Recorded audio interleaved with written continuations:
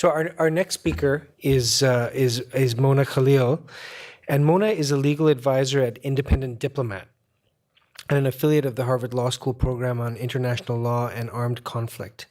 She served for 20 years in the UN, so I think that's we should have a moment of silence for him. I'm joking. and in the International Atomic Energy Agency as an expert in public international law with a focus on peacekeeping, sanctions, disarmament, and counterterrorism. During her service as a senior legal officer in the UN Office of the Legal Counsel, she undertook several special assignments, including serving as legal advisor to the Secretary General's Special Advisor on post-Saddam Iraq and to the UN mission on post-Gaddafi Libya. And she's also been a legal advisor to the UN mission to investigate allegations of the use of chemical weapons in the Syrian Arab Republic and the joint UN mission for the elimination of the Syrian chemical weapons program. Today, Mona will talk to us, will give us a talk entitled Immunity is Not Impunity. Hopefully, a moment of hope for us. Mona.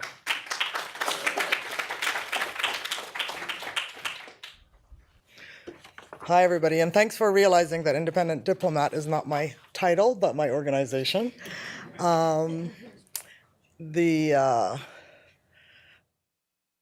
task today is a little bit more difficult than I thought it would be because we've heard such inspiring and thought-provoking discussions that I'm tempted to veer away from what I came here to say and address some of the more interesting things that I've heard since arriving this morning. But I think I'll do my subject more justice, and justice is the key to why we're all here today, if I stick to the message that I can uniquely bring, having witnessed what I like to think is not the absence of law, but the erosion of law at the United Nations. The good news is there is clear law. There is a clear policy of holding the UN accountable that the UN itself has maintained for most of its life, and that what we saw in Haiti is the exception and not the rule. Millions of dollars on an annual basis are paid out in private claims. And I'm relatively confident that had 10 people died in the cholera epidemic, there would have been immediate justice without even the need for claims. But that the numbers were such, the horror of the numbers was such that they just couldn't deal with it. And that should not be the case.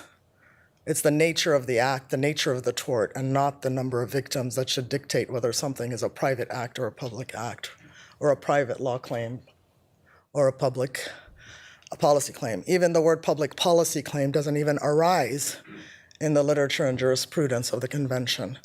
The question of receivability is not part of the jurisprudence, either of the charter or of the convention. The UN standard position has been maintained for decades, is that not only that justice should be done, but that it should be seen to be done. And that if and when the UN is at fault, it will hold itself responsible. U Thant in 1965 said, "We will not evade our responsibility when we cause personal injury, loss, or damage." He had to fight the permanent members of the Security Council to say that. And he did. And he said it was the obligation of the Secretariat to maintain not just the moral responsibility, but the legal liability of the organization. That was the official position of the organization as recently as the late 90s, when in two successive reports under two successive Secretary Generals, 6 months apart, they being Boutros Ghali and Kofi Annan, two separate reports were issued to the General Assembly identifying the principle of the UN's liability. So there is no question that the law exists. There is no question that the expectation, the duty, the obligation, the moral responsibility exists. And the failure to live up to that is a human failure, not an institutional one and not a legal one. And the question is, what happens when that failure occurs? What recourse do we have? Whether as those who believe in the institution and want to ensure that its moral credibility is preserved so that it has credibility when it calls upon others to live up to the law, and for the sake, of course, first and foremost, the victims. So where does my confidence that the law exists come from? It comes from the fact that our own charter, which is the bulwark of any legal framework applicable to the UN, requires good faith performance of obligations. Member states, small and large alike, are called upon in the preamble and in Article 2.2 to live up to their legal obligations and to perform them in good faith. It would be difficult to imagine a universe where the organization requiring such good faith is itself not bound by the same good faith. Even before you get into the Vienna Convention on the Law of Treaties, even before you get into customary principles and fundamental fairness and human decency, it's a black and white rule in the Charter. It is also the hallmark of the Convention on Privileges and Immunities. It's not enough to say, oh, Article 2.2 gives immunity, absolute immunity to the organization, and only the organization can waive that immunity. Well, that's well and good, but Section 29 of the very same convention says that the organization shall, not should, not may, not might, but shall provide appropriate modes of settlement for disputes of a private international law character to which it is a party, and also to which its officials are a party when their immunity is not waived. It's not binary, immunity or accountability. It's unless you waive immunity, you must provide alternative forms of accountability. That's the formula of the convention. It's immunity and accountability. The immunity is not from justice. The immunity is not from recognizing what happened. The immunity is merely from entering into the national courts. So in a way, nobody respected the law. Not the Secretariat, not the host country that never fought for its citizens' rights, not the principal organs that didn't demand that justice be done, that the UN's record be clear, that the facts at least be established as to what role the UN had. And I'm not here to comment on the facts. It's not for me. I don't have full scope of the facts. Did they bring it in? Most likely they did. But is it not incontrovertible that it spread from the base? Even if there's a dispute as to who introduced it into the country, there seems to be sufficient public record that it spread from that base. Where is that investigation? Where is that acknowledgement?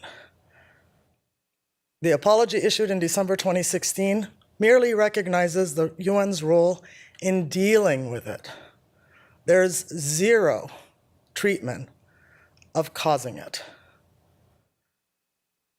So that accountability has yet to be established. So we have the Charter, we have the Convention, we have the SOFA. The SOFA not only requires a Standing Claims Commission, and in lieu of the Standing Claims Commission, a very effective and thus far successful local claims review board. Those local claims review boards have been dealing with torts and with claims daily around the world. Not even that was convened. Not even a BOI was convened. What we did have was an independent panel of experts, which, in a sense, confirms that the instinct, the institutional instinct, is in fact to find out what happened and to determine whether there was any responsibility. The tragedy in this case is it might have been too early, because at the time, the exact strain of the cholera was not known. And several members of that panel said that had they known, they would have had a very different posture with regard to the ultimate conclusions of the report. What the report did conclude, and which remains true, is that there was a confluence of circumstances that had the sanitation facilities, had the water treatment facilities, had the conditions of the health facilities in the country been better, the numbers would not have been 9,000 dead and 750,000 potentially infected. But that is just the extent. That's just the scope. That's just the scale. That still isn't the root cause of the situation. And was it the decisive factor? Was it the proximate cause, as we are inclined to think in terms of issues of liability and responsibility? That question has never truly been answered. So the law would require the normal state of affairs. If things were going to be normal, it would be the claim. Technically shouldn't even have to be made. If the UN becomes aware that it may have caused personal injury, loss of life, illness, and of some other physical injury, or even property damage, it should itself undertake proactively corrective measures. And if persons were harmed or successors, families have victims in their, that needs to be addressed, then the UN itself is often proactive. And we see this on a regular basis to address the wrong. Where the UN is not aware, or where it has possibly ignored, the claimant comes up and the claims procedures, whether it's the insurance, the self-insurance, in the case of a traffic accident or an accident that occurs on the premises, self-insurance takes over, and then the insurer becomes responsible for processing the claim. Or in the case of peacekeeping operations, these local claims review boards. But as late as the 1990s, even though a standing claims commission had never been convened, the UN maintained the need for those provisions to remain, precisely to make sure that there is equal fitting between the UN and the claimant, whether the claimant is the host government or the individual claimant. Those words were precisely, explicitly included in those very special reports, A51389 and A51903. I will circulate, because I didn't have time to do it electronically, the actual statement of what the principle of liability is. It's actually poetry as far as I'm concerned. It's legal poetry. It's something to be proud of. And it is the UN that I know that embodies those statements, those principles. We just failed to uphold those principles. And there may be legitimate reason for it. It may be that public international law and not private international law is at stake. But that discussion didn't take place. There was merely a decision that was communicated with terminology that had no resemblance to Section 29 of the Convention, other than asserting that Section 29 was not available. That was the public domain, the letter that was issued to the plaintiffs. Now, the plaintiffs, in a way, also did not respect the law, because the immunity is absolute. And it's quite clear in black and white that the immunity is there. What is equally clear but was never invoked was Section 29. What was equally clear but never invoked was the government's obligation to act on behalf of its nationals. So pressure could have been brought on the US government by those who were in the US to ensure that the UN lives up to its responsibility. And if you look at the dicta of the opinions of the successive stages of the US courts that ruled on this, there's always a reference to that the US government, while upholding the UN's immunity, never commented on Section 29 or the UN's position on Section 29. There was a clear opportunity there that could have been used in terms of driving a wedge in the US's appeals to the courts to uphold the immunity. The US, as host country, and as the country that we now know publicly as part of the record, was the country that pressured the UN not to give in. And not a penny or not a cent, I can't remember the exact quote, was made by the representative. And keep in mind, this is under the Obama administration, that not a penny would be paid from the regular budget. So now, 6 years later, you have two voluntary trust funds, because nothing will come out of the regular budget. And even the proposal of the current SG that the leftovers of the peacekeeping budget be attributed back to the Haiti fund has met with fierce resistance, because those are, in a sense, obligatory payments that member states make. And the US insists, and others as well, I don't mean to single out the US, that nothing come out of the calculated budgets, but only out of the voluntary ones. So again, it ends up being charity, not compensation, which is insult added to injury as far as many of us are concerned. Not out of a sense of obligation, but out of a sense of collective responsibility.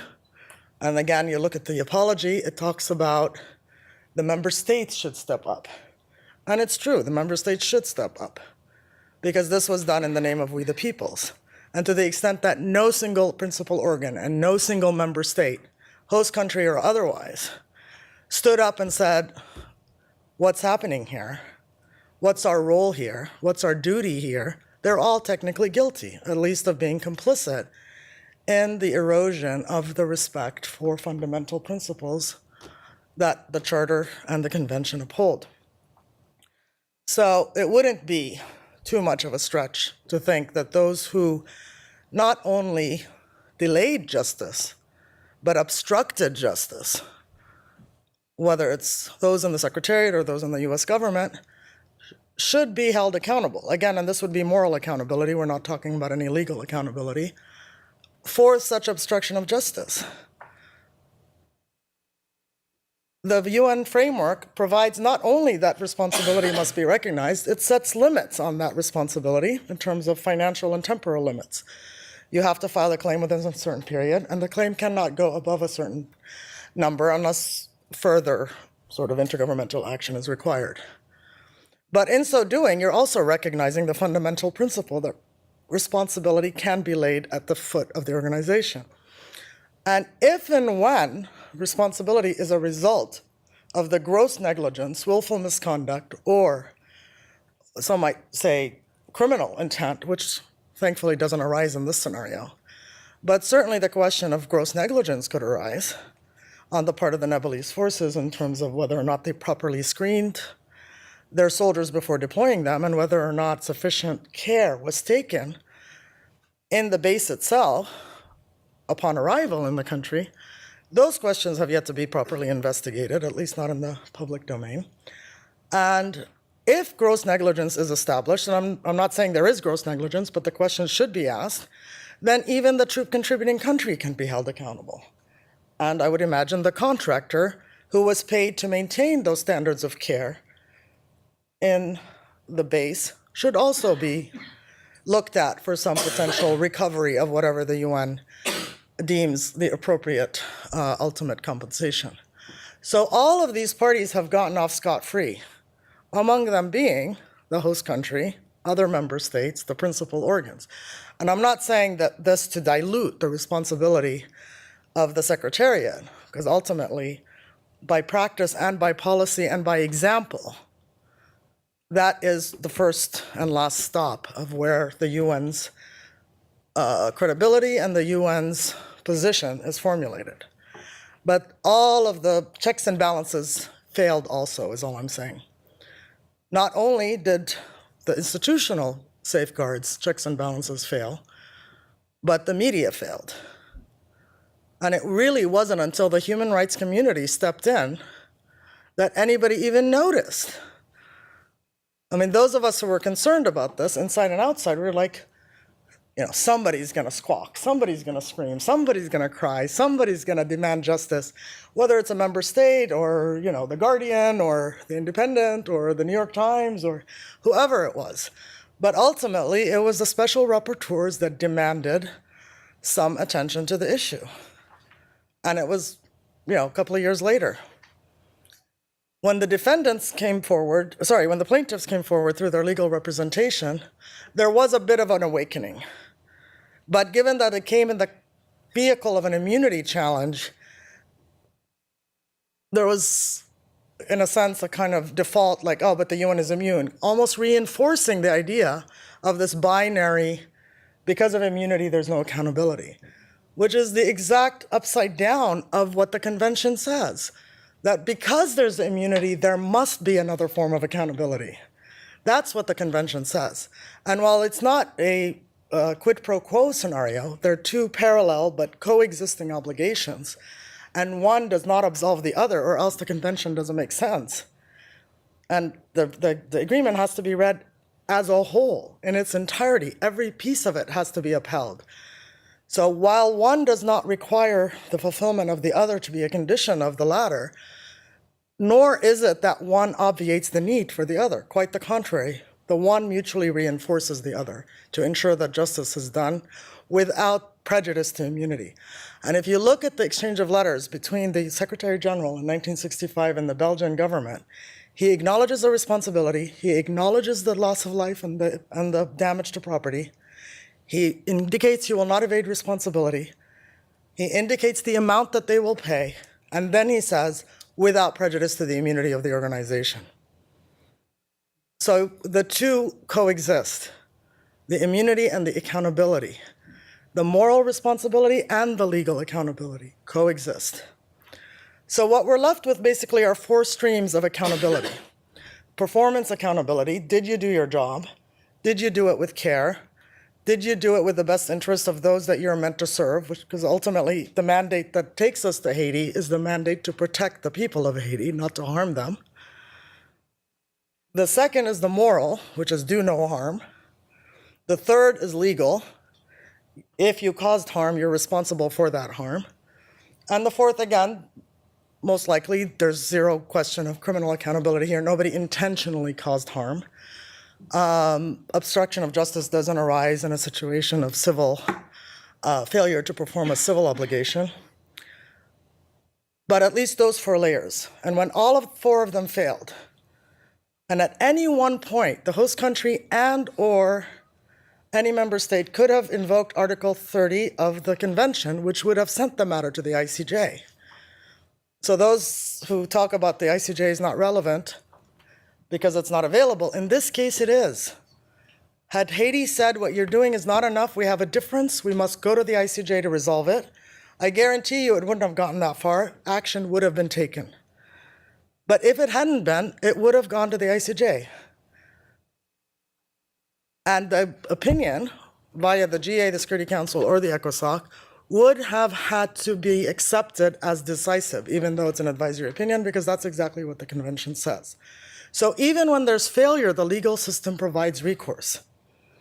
And the UN itself, in those two reports, 389 and 903 of the 51st session, says that even if the government fails to live up to its duty to its nationals, then the UN must therefore deal with the individual claimants. That's in black and white. That is the UN that I know. So the individual claimants are part of the troika of accountability, both in the convention by virtue of Section 29 as well as in the SOFA. They talk about the UN and the claimant being on a par even. Those words are there. That we must retain the concept of a neutral, independent arbiter. That is there. So we're not left to the devices of those that are in power. And there was a day when you could trust that. When you didn't want to evade responsibility, you could trust that he would do the right thing. When Boutros Ghali said that we will not only be just, we will be seen to be just, and that was reiterated by Kofi Annan, you could trust to a certain degree that the UN would do the right thing. So what is the difference between Belgium in 1965 and Haiti in 2011? Is it that you had white victims in Belgium, in the Democratic Republic of the Congo, at the time the Congo? Or is it that you have victims of color in this case? That's one paradigm that possibly explains the difference. Is it that you have governments like Belgian government that actually fought for the rights of their nationals, whereas the Haitians, because they were cowed politically or cowed militarily, or afraid to lose international support and failed to stand up for their citizens? Is that the difference between Belgium and Haiti? Also worth examining. Why didn't the Haitian government stand up for its people? Or is it the quality of leadership in the United Nations?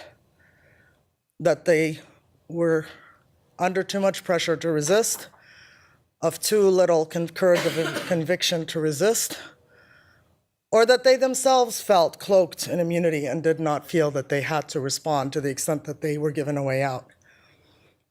And if they were to look at it closely, if you look at the language in 65 and you look at the language in 1996 and 1997, there is no mention of receivability or public policy, or even of public international law.